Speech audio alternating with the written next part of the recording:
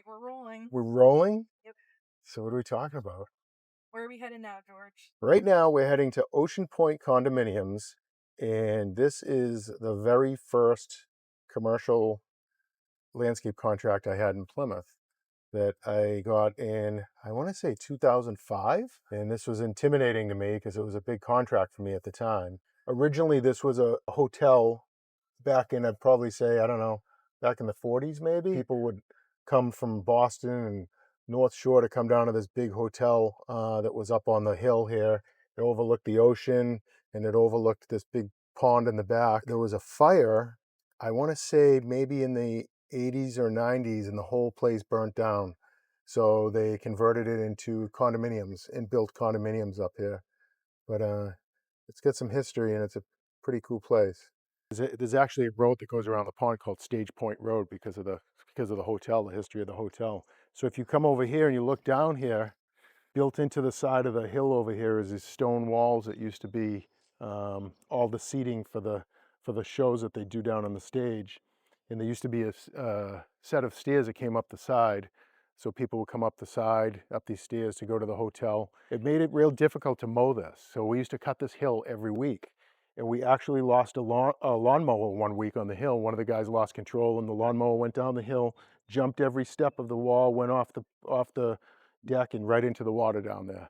So that was probably my second year here, and I thought about giving up landscaping, I think, that day, but it's probably a good thing I didn't because we wouldn't be here talking right now if I did. So this is Ocean Point Condominiums. It was our first commercial contract. But we bought a house in Manomet. At that time I was working in the Carpenters Union in Boston doing concrete formwork. I had always done landscaping on the side, and my history was when I was younger, I worked at a garden center. I had my first child coming along, and I decided to really get into landscaping, as a side thing to earn extra money. And on the weekends, I bought a trailer and mowing equipment. I had a couple guys working for me. That lasted a couple years while I was working in the union. And then in 2003, I had an opportunity come up where I could rent a house that was on Route 3A here in Plymouth. It was an old colonial. The owner of the house had passed away and his son owned it now, and he was looking to do something with it. And I had this plan to maybe build a garden center or a farm stand, or I wanted to do something like that. So I approached the owner and we came to an agreement. He was a great guy. It was a Plymouth family, the Taramina family, great family, and they let me open up the garden center for short money for the lease. So we opened up in 2003, in the fall of 2003. I had no money. I think I maybe had $3,000 left after paying the rent for the first month. And that's all I had to buy plants with. And it was a tough time to get started. So I had left the union and I took that $3,000 and I bought a truckload of fall mums and fall flowers. And I set up benches in front of this house. The front yard was grass, and we came in with a machine. I rented a machine one weekend and I stripped it all and I made a dirt parking lot out of it.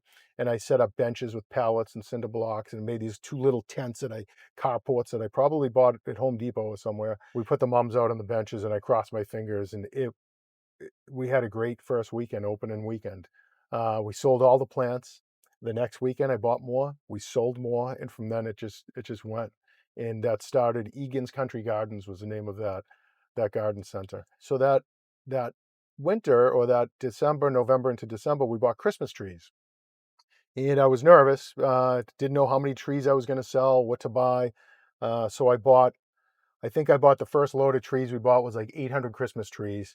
And the very first weekend we were open, we sold them all. And I had to now find more trees because we still had 3 more weekends till Christmas. I ended up getting more trees. And that first year I think we sold like 2,000 trees that first Christmas, which was crazy to me. And that's what started Egan's Country Gardens. And at the time we were doing landscaping, so we had a small landscaping crew working too. And little did I know that the landscaping would take off more than the garden center. But we had Egan's Country Gardens until 2014. So we had it for 11 years going. We built greenhouses. We moved my sister and my mother, were both florists, and we moved them into the building too. And we had a full service florist called Garden of Egan Florist. So this is where it was. This is where my sign was, right here. And this is where our parking lot was. A dirt parking lot was right in this area. The building was over here. The original owner had, like I said, had sold it to Dunkin' Donuts, and they built this complex. But I drive by and I look and say, this is where it all started. Our greenhouse was out behind the building. It's funny, I look at these trees on the perimeter here and I say, I just remember driving in every single day and looking at those oak trees, and I came down a dirt road that we had that went around the back, and how many people we met in this location. And it's amazing, it really is. Out here is where our greenhouses were. We had big greenhouses. I built a greenhouse the first winter here we had a real bad storm. Actually, it was 2005, the greenhouse collapsed, our first greenhouse. And it was killed me that happened. But we rebuilt, and we built a greenhouse 4 times the size, a big double gutter connect greenhouse. So that was set out back there. And our landscaping crews would come in here every morning and leave from here every morning, and we didn't really have a shop, so to work on equipment, it was just a big greenhouse. That's why we wanted to find something that would give us more, you know, we'd have a facility that we could actually work on things and fix trucks and fix equipment without having to lay on the dirt in the greenhouse and, do oil changes on our backs. After a few years, we had a lot of residents coming in. There was a new development that was being built in Plymouth that was called the Pine Hills back then. And one of the first neighborhoods in the Pine Hills was Great Island at the Pine Hills. And we had residents coming in that had just moved into Great Island, and we got really friendly with them and got to meet them and get comfortable with them. And they asked us to come, look at some of their properties. So I'd go out and we'd look at it, give them some ideas. We developed these relationships with these great people, and they suggested that we bid on the landscaping for their community. That was a big job. That was out of my comfort zone at the time, and I was concerned that we couldn't handle something like that. Now, it was just the planting beds they wanted us to take care of, but I think there was something like almost 200 planting beds. It's something ridiculous in this community at Great Island. I think there was 500 or 600 homes in there. But we bid on it. I went out, I measured everything 100 times. I was so nervous. I didn't know how we were going to be able to handle a job of that size. But we put the numbers together and we submitted them. And I know we were bidding against other companies, and they let me know that we won the contract, which made me even more nervous, because now the next thing going through my mind was, did I charge enough? Did we bid enough? Oh no, I probably didn't figure enough mulch. But we did it. We did the first year there, and we did an incredible job. We got only high praise from the residents. The beds never looked that good, they said. The flowers, we were responsible for all of the flowers. And I realized that what was my danger zone at the beginning of this turned into my comfort zone at the end of that year. Like, it was easy, and it was intimidating to start, but it really wasn't that bad. So this is Great Island at the Pine Hills. We no longer work with them. This was years ago. This was in 2008, I believe, and we did work for them for a number of years. We had a great relationship with the landscape committee chair. His name was Pete Cunningham. He was a great guy. He's since passed away. He would call me, and I'd go help him set up his Christmas tree at Christmas sometimes. And if there was an issue in Great Island, if there was a flood at the clubhouse, or if there was a storm and there was damage in the roads, we'd be up here that day right away fixing it. Sometimes I came up with my kids and cleaned this place up. The greater thing was it introduced us into the Pine Hills, which was that development that was being built in Plymouth, and massive development. I mean, I think there's like 3,500 homes. I may be mistaken on that total, but it was an introduction to the Pine Hills. And now we handle all of the landscaping for Pine Hills LLC. Uh, you know, this is what 13 years later, and we do all of the landscaping for Pine Hills LLC and all of their common areas. And we wouldn't have gotten in there without first getting into this community here, Great Island. So every time I drive through here, I think of those days back then when it was only me and like 5 guys that worked for me working in here. And now we have, I don't know, almost 80 employees working now. So it's been a big difference from back then. For Christmas, we had the Egan Holiday Shop, it was called. We sold Christmas trees and wreaths and poinsettias out of there. What we would do is we'd take them from the garden center down the street. Every morning we'd shuttle them up and load this place up. And whatever we'd sell, we'd just restock every morning. After that Christmas season was over, John Judge, who was the president of the Pine Hills at the time, had asked me if I was interested in keeping it for the for the spring and summer season the following year for a little garden center, like a garden shop. And I said, yeah, we'll do that, because it was no different. I could just keep material there and stock it from the garden center down the street, and that's what we did. So we took the sign down that said Egan's Holiday Shop, and we put on a new sign in the spring that said the Potting Bench by Egan's. And then we set up benches. We had hanging plants and annuals and perennials and, garden shop supplies inside, hoses and nozzles and fertilizers. So this is it. This is the old potting bench and the old Egan's Holiday Shop. This used to be a farmer's porch here. This was never here. They built this in here. And we used to have our hanging plants hanging underneath here. And there was a nice big set of barn doors that went in. And we had benches out front here with all of our flowers and perennials. Or our Christmas trees were all set up over on the side over here. None of these planting beds were here at the time. And yeah, it was pretty good. It was a great season. And like I said, we get to meet a lot of great people in the Pine Hills. And one thing too that was really neat is my kids were in elementary school, and they came here and they worked here.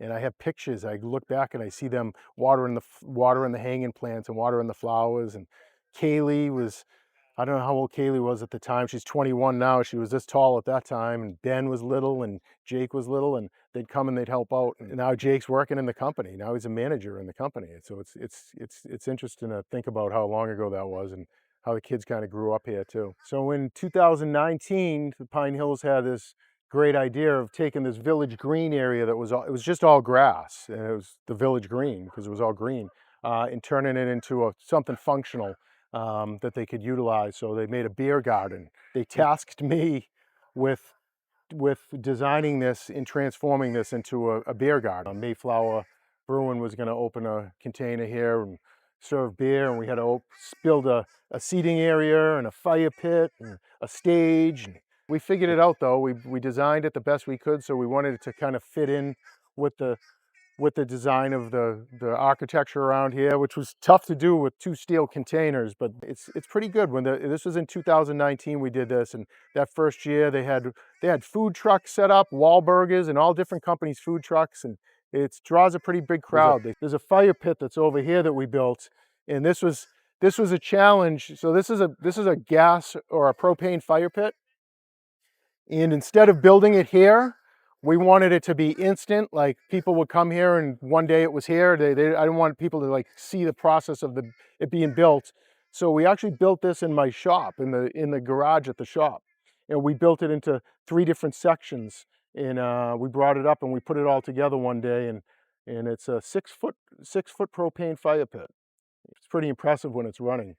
And then this umbrella, I remember when this came, I think it came from Europe or something, but it's pretty massive, and there's a big footing underground that's about this big around that goes down 6 feet that had to anchor that. So if the wind ever caught it, it wouldn't pull it out. So that was another challenge. And then of course we had to reroute all of the irrigation around this beer garden so it would work around everything we just built. So yeah, this is the beer garden. So every year here in the Pine Hills, one of our tasks is to decorate the bridge, the stone bridge. It's on Stonebridge Road. And we have a lot of fun with it. We change out the flowers seasonally. So spring, late spring, summer, fall, and in the winter, we do decorate for Christmas. People always comment about the bridge, and it's kind of a piece of art in the Pine Hills. It's pretty impressive. There's a lot always going on with it. It's got 2 planters built into it, so we have plenty of room for planting. And here we are now going over the bridge. This is our spring display, late spring display. We'll be changing that out in probably another month to the fall display. And then what's really cool is that around Halloween, we have a pumpkin carving contest, and we have our employees carve pumpkins for Halloween, and we display the pumpkins on the bridge Halloween night, and we light them all up. And we have people vote for the best pumpkin. We display them on our social media. And then the employee that has the best pumpkin that gets the most votes wins. But what's the real funny thing is I have a lot of people that live in here that ask me, who is the company that I hire to carve all of our pumpkins? Because it must be some artist company or something. And I said, it's actually my employees. it's all of the people that work for me that do that carving, and people are really impressed by that.